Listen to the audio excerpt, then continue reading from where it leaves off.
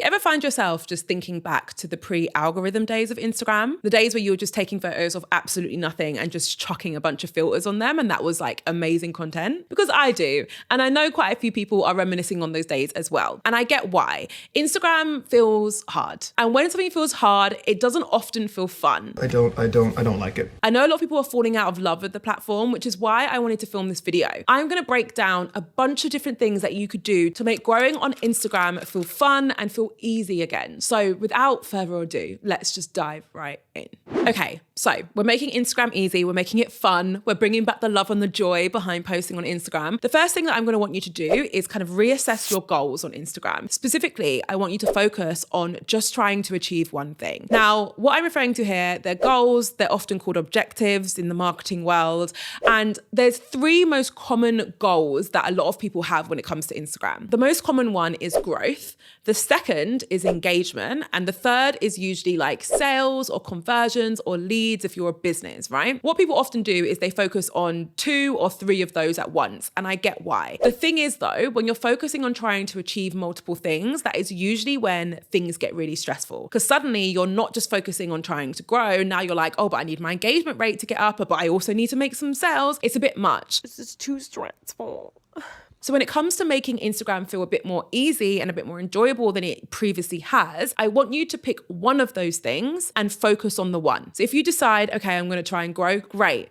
You're just going to focus on growth. If you want to try and make some sales, fine. Just focus on making sales. I just want you to focus on the one thing. And further down the line, if you feel like you're ready for a new challenge and you're feeling good about Instagram, that's when you can start to focus on a few of those other goals. But for now, I just want you to focus on the one. Now, the next thing that I'm going to want you to do is the definition of like an easy hack. This will take you 2 seconds, and it could be the difference between your reels specifically getting thousands of views or getting hundreds of views. And it's just one thing you need to do, and you never need to do it again. And that one thing is to change your camera settings. Now, the reason why this is so important is because Instagram will look at the quality of your video footage when it's deciding how many people are going to see it, when it's deciding whether or not it's going to push your video out and get it seen by loads of people, okay? So having the right settings and the right format for your video content is super, super important and a very easy fix. So the settings that I recommend you change your camera to is 4K and 60 FPS. That stands for frames per second. I'm going to put a screen recording on the screen of how you can change your camera settings if you have an iPhone, and you can do it by the settings level, which basically means that you never have to change it again. So every time you open your camera, it's just going to be on those settings. So that's a real quick, easy hack. And you might want to consider doing the same thing if you have a different phone or you use your camera and la-di-da-da. I will say that I know I'm going to get some comments saying, but I thought it needs to be HD, or I thought it needed to be some other kind of setting. I've got this information, specifically the 4K part, from Instagram, specifically from Meta, who obviously own Facebook and Instagram and WhatsApp. But I worked with them in the past and they sent me a briefing document, and it specifically said in the briefing document that my reel must be videoed in 4K. Like that was the setting. It specifically said that because that is the highest quality setting, and that is the setting that Instagram can process when it comes to your reels. Obviously, if you're already having a lot of success using different settings, then like don't blindly follow me. If it's already working for you, then leave it as it is. But these are the settings that Meta themselves have recommended, and these are the settings that I find work best for me. Okay, the next thing I'm gonna want you to do, and I just need you to hear me out with this one, okay? I'm gonna want you to either unfollow or mute creators who are in a similar niche to you. Oh, I know some people are going to have some feelings about this one. Let me explain. Look, not everyone is going to feel the need to follow this tip, but I've worked with countless creators who did feel the need to follow this tip, so therefore I'm going to share it. A lot of the reason why we get to a place where we don't enjoy creating anymore on Instagram, where we're getting the ick, we're feeling a bit crap about the content that we're creating, is because we are constantly bombarded by content from similar creators who appear to be doing more than us. Are they actually doing more than us? Who knows? Our brain though is seeing their content, and how we're processing it is, oh my God, that is great. Why can't I edit like that? Why can't I post as much as that person's posting? Unfortunately, comparison is like a natural human thing, and a lot of us fall victim to it, and it's really hard to put a stop to it. In like extreme, I mean, as extreme as anything could be in this video. In extreme cases, you might notice that actually your home feed is just triggering anxiety for you. Like it is just getting you down and it's constantly making you feel like you're not doing enough. If you fall into the bracket of people who feel this way, I'm going to want you to take control of your home feed. You decide what shows up there.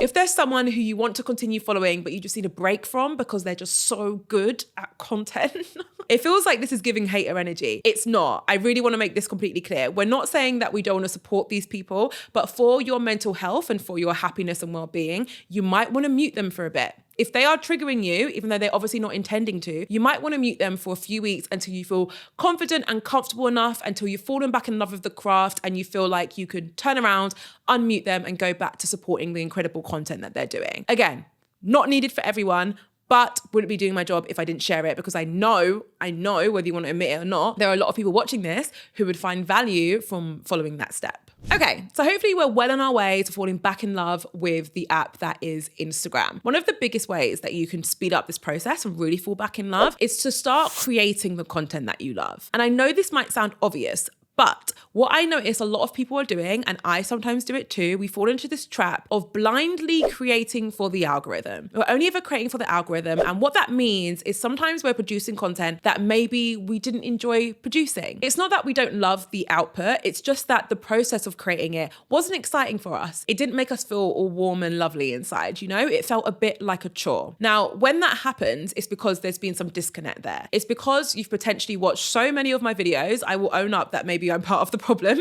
Maybe you've watched so many of my videos that you're like so into the strategy and the tactics of it that you've forgotten to also inject something that you love. An easy way to fix this is to think about the content that you know performs well. And as I'm talking about this, you've probably thought of a type of content that you don't really like creating, but you always create because you know your audience loves it, you know the algorithm loves it, right? Think about that type of content. I want you to identify what's working in that type of content, because it might be that it's a reel, it might be the style of content, it might be what you're saying in the content that's making it perform well. Figure out what that is, identify what that is, keep that, but merge it with something that you genuinely love to create. So let's say, for example, you are a food creator, right? And you know that your audience absolutely loves when you share your vegan, like, dessert pudding recipes. Like, you know that your audience loves it, but you absolutely hate filming the reel. You hate it. It takes too much time to set up. You don't like the editing process and you just need a break from it. Well, in that scenario, take the thing that your audience loves, which is your vegan recipes,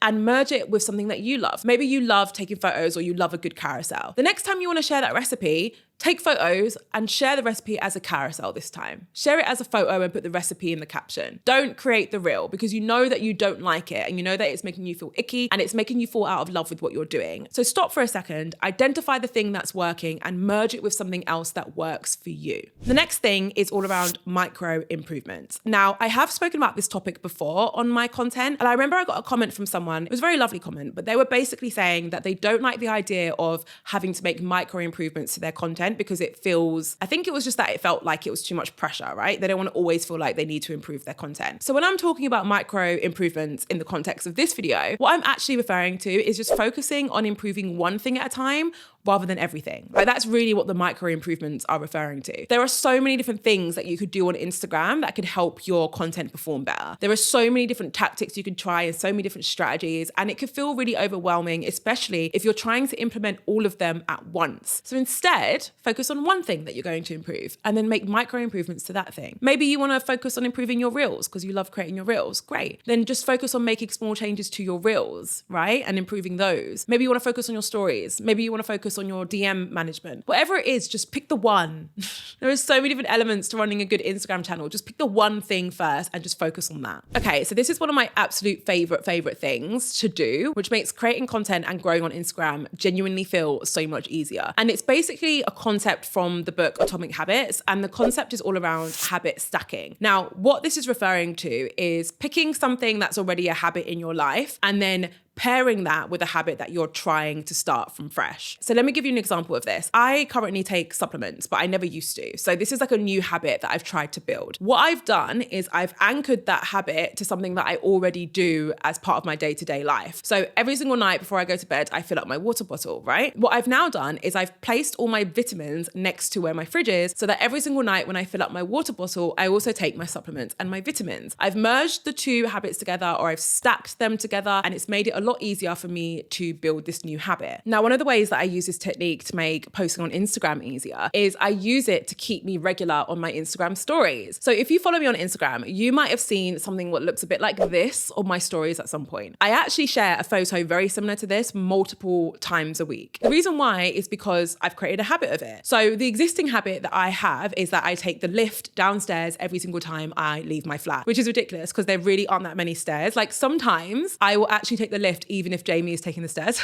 So we'll leave together and I will take the lift and he'll take the stairs. I don't know why I do that. Anyway, so I take the lift a lot. That's an existing habit. The habit that I've now stacked on top of that is that I take a photo of myself every single time I get in that lift. And what that does is it gives me content and also reminds me to share it on my stories. So every single time I get in the lift, I'll take a photo, which makes me think, okay, let me post that to my stories, share a quick good morning message because it's usually the morning time, or share a quick life update. And just like that, I've made sure that I'm sharing something on my stories multiple times a week because I've anchored an existing habit to a new one, right? Think about ways that you can do that in your own life. Do you always walk past like a really pretty pond that you can snap a photo of and share an update onto your stories every single day? Do you have a problem where you've got loads of drafts in your Instagram Reels folder that you just keep on forgetting to post? Well, maybe the habit is that every time you come home and take your coat off, you share one of those Reels, right? Think about different habits that you can stack together that's going to make creating content on Instagram feel easy. Okay, so the last thing is just a real quick one. I want you just to reflect on why you're using Instagram in the way that you are. Because if you're using it for a business and for a personal brand, then I totally get why it could be a bit overwhelming and therefore you fall out of love with it. Like I get that, right? However, if you're using it just for personal use, you do not need to be following any of the tips that I or anyone else shares. Every single person doesn't need to be following these tips. It's just the people who are trying to use it for a different purpose. If you just want to have fun on Instagram, then just have fun on Instagram. Post what you want, post when you want, you know? Okay, guys, I really hope you found that useful. If you feel like hanging around, I do recommend that you watch this video. It's all about goal setting and it's relevant to anyone, regardless of what phase they're at in their Instagram journey. Thank you so much for watching this video. As always, I can't wait to see you in the next one.